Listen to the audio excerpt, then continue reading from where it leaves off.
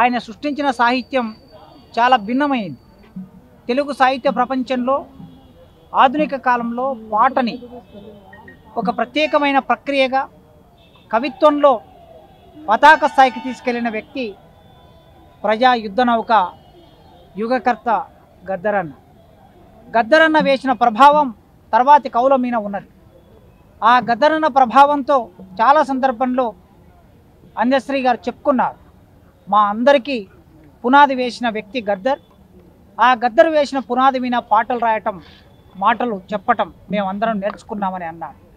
అట్లా గద్దరు సృష్టించిన ప్రజా సాహిత్యపు వెలుగులో ఆయన రూపొందించిన పునాదిలో భాగంగా అందశ్రీ పాటను ఎత్తుకున్నాడు.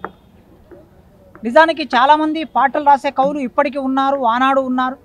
గద్దరన్నతో సమకాలీనంగా గూడ అంజన్న లాంటి వాళ్ళు, చెరబండరాజు లాంటి వాళ్ళు పాటలు రాశారు.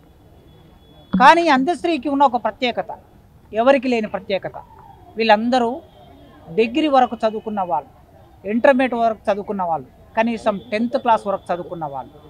ఏనాడు పాఠశాలకు వెళ్లకుండా అక్షరాన్ని అదిమి పట్టి ఒడుపుగా ప్రయోగించిన వ్యక్తి అందశ్రీ. అది ఆయన ప్రత్యేకత. ఆ అందశ్రీ పాట బహుశా నాకు తెలిసి 1993 అనుకుంటా ఆయన మొదటి పాట వచ్చింది.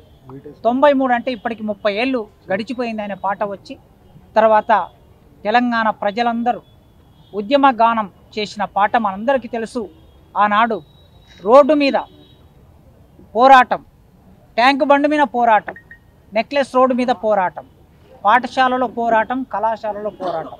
ఎక్కడ పోరాటం నడిచినా జయ జయ తెలంగాణ అనేది ఆ పాట అనధికారికంగా రాష్ట్ర గీతంగా మారింది.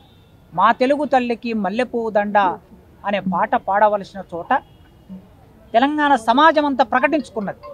తెలంగాణ రాష్ట్రం ఏర్పడక ముందే 2010, 2011, 12, 13, 14న తెలంగాణ రాష్ట్రం ఏర్పడింది. కానీ ఆ మొదటి ఒక 5-6 సంవత్సరాలు జే జే తెలంగాణ అనే పాట పాఠశాలలో, కళాశాలలో ప్రార్థన గీతంగా మారింది. అంత అద్భుతమైన పాట రాశాడు. దాంతోపాటు మాయమైపోతున్నాడమ్మో మనిషన్నవాడు అని, ఈ సమాజంలో మనిషికి మానవీయ సంబంధాలు, మానవ సంబంధాలు తెగిపోతున్నప్పుడు డబ్బు కట్టలు మాత్రమే విలువనిస్తున్న రోజుల్లో మాయమైపోతున్న మనిషి గురించి గోస చెందాడు.